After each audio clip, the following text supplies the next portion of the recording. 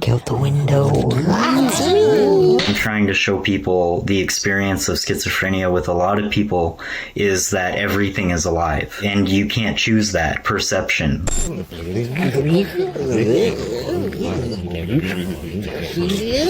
It's an artistic depiction of how it feels both emotionally and kind of overwhelmingly.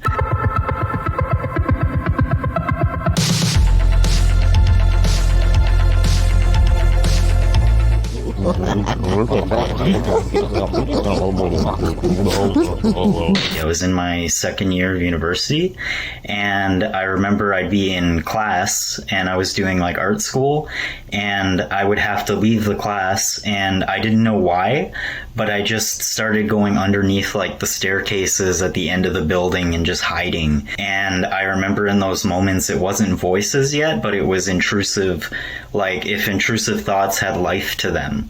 I started hearing just little like laughter here and there, like little shrieks and little things. And I just kind of thought to myself, okay, well, like this is weird. I feel like I'm like, is this tripping? Am I tripping?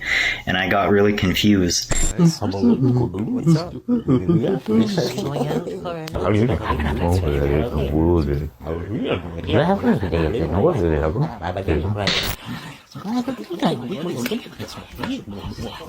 I dropped out of university because I couldn't deal with it anymore.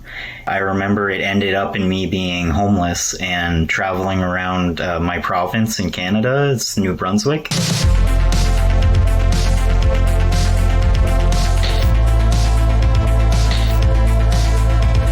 My art with hallucinations started when I was homeless, because I used to graffiti and I used to kind of like have permanent markers with me everywhere. Schizophrenia feels like there's always a ghost around you.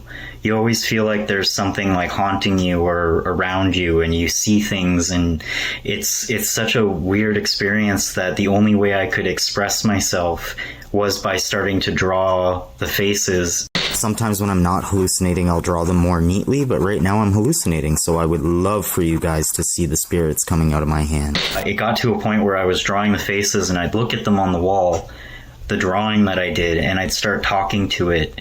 And so I started building a relationship with this thing.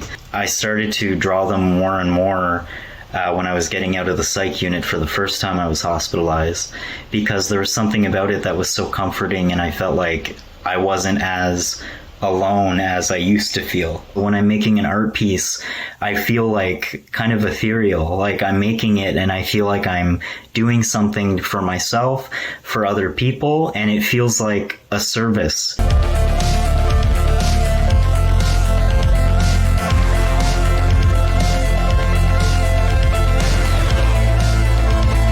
Do you see them like as people, or are they stylized, or are they... You have to understand that schizophrenia is so much more complicated and multidimensional in how it works. Hurt everyone you love. Hurt them. Hurt them. We all have intrusive thoughts, okay? But just because I'm schizophrenic, it doesn't mean that I automatically have voices that are like, kill, kill, kill. It doesn't work like that.